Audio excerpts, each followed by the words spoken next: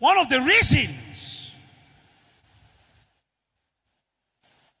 why the body of Christ in Nigeria is having much problem the way we are having problem is that we don't know our capacity. We've lost our spiritual originality. Spend time doing a lot of argument on doctrinal issues that we have lost our focus in the center of this project called Nigeria. That we are the light of Nigeria. I'm not a religious crazy person or an ethnical crazy person.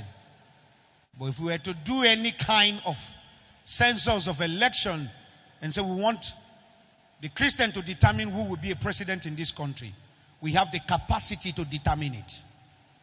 But do you know why? We are so self-centered and divided that we are running to people that should be running to us to determine how our country should look like. Everything doesn't end in prayer. It's not only prayer. For example, I don't need to pray to lift up this cup up. I just have the ability to lift it up. There are certain things we don't need prayer about in Nigeria. We have the capacity to strengthen things and make things look the way it should be. But the problem is the church has lost our taste, our ability, and our capacity. We are in the days where we no longer attack the devil, but we attack one another. Go on social media. The amount of people that throw stones on their prophets are Christians, not even people from the other religion. The reason why the people from the other religion will continue to hold to power and do very, very well is because they understand their capacity. Not because they are better. I'm not religiously crazy, but I want you to understand. Understanding our capacity will take us high. Look at the killing in southern Kaduna. Lives are lost. Destinies are scattered. The next bishop, the next leaders, the next Christian role models are dying like chicken. Why some people are spending time doing stupid doctrinal politics rather than understanding that we have issues that is on ground. There are issues on ground. Strong issues on ground. Nigeria is a vehicle accelerating on an high speed, and she has lost her brake pad and brake capacity. If care are not taken and good roadworthy system are not put in place, accident is inevitable. That is why I believe that every Christian leader, every Christian pastor, if you are corrupt, you should face the law and be dealt with. And be dealt with holistically in any form with the law. But I disagree that somebody will now propound a law that will control a spiritual entity, what they call CAMA. Because the church is asleep. Last year I prophesied here and said the church is going to have persecution.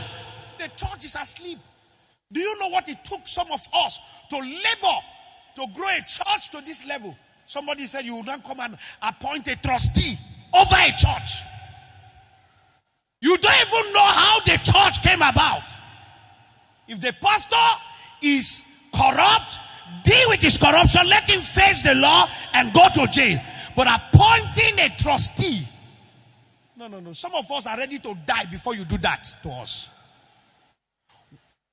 It's absolutely wrong. And do you know why it's getting to this level? The church is not feared. But there is a grace that is about to happen in the church in Nigeria, that everyone that is perpetuating, scheming and plotting the downfall of the church will use their life to pay.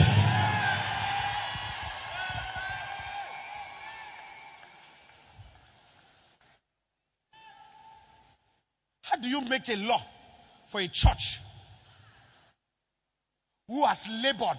You change the trustee, remove all of them, and put your trustee. When as some organization become a spiritual entity, are you about to preach? Are you about to do deliverance? Are you about to prophesy?